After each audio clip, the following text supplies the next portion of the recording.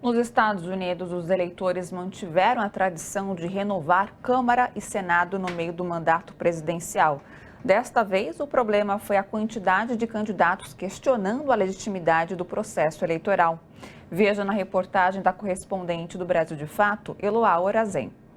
Mais de 40 milhões de americanos votaram nas eleições de meio de mandato, que renova parte da Câmara e do Senado dos Estados Unidos. Em muitos estados do país, o número de eleitores ativos foi recorde, mas a participação massiva não deve alterar a tendência de votar em parlamentares de oposição ao presidente, como aconteceu em eleições anteriores. The act of voting against the incumbent White House party is pretty normal since World War II. So you won't see any big new legislation, and the Biden administration will have to use all of its executive power to defend itself.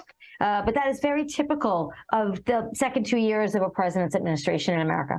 Republicans will almost certainly win the House. It would be surprising if they didn't, and they will probably win the Senate, though it's a little more murky there. So they will gain control of the House and the Senate, and they'll just put a stop on everything policy-wise that the national government's able to do. Se a alternância do Congresso não é o grande X da questão nas eleições de meio de mandato, o pleito deste ano ganha relevância por um motivo que tem nome e sobrenome: Donald Trump.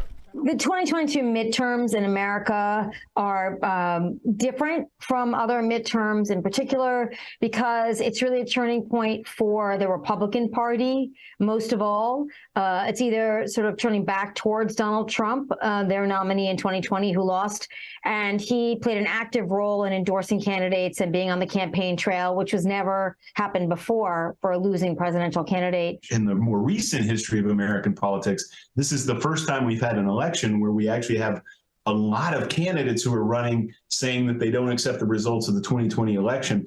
I can't think of any period where we've seen anything quite like that. Para os especialistas, o fato de os republicanos ganharem o controle da Câmara e do Senado não deve ser lido como uma sobrevida política de Trump, mas tampouco o ex-presidente deve ser subestimado. O que é importante, na opinião dos cientistas políticos, é zelar para que as eleições transcorram de forma legítima, assegurando a firmeza da democracia americana. I think all democracies are fragile, but it looks like we're having pretty good turnout in this midterm election. We had very high turnout in 2018, the last midterm election. So when you have a lot of people voting and it goes smoothly and people are declared the winner and we move on, it is hard to say that democracy is dying. That means lots and lots of people voted, and the people they voted for won the election, and now they're holding office. So if all that transpires peacefully, then I don't think that democracy is dying, but there will be people in office that want to restrict other people's civil rights. And America has been there before.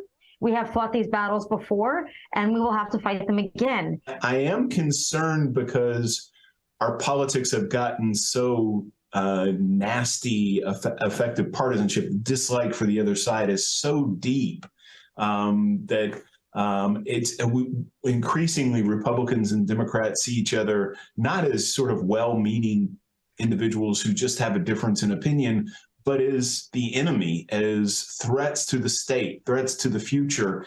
And that's not very healthy because now instead of thinking, oh, well, my team lost this time, but we're gonna re-gear and we're gonna come back for 2024 and we're gonna try to win those elections. The feeling is we lost and it's really, really bad, and the political system itself is at stake. That's troubling.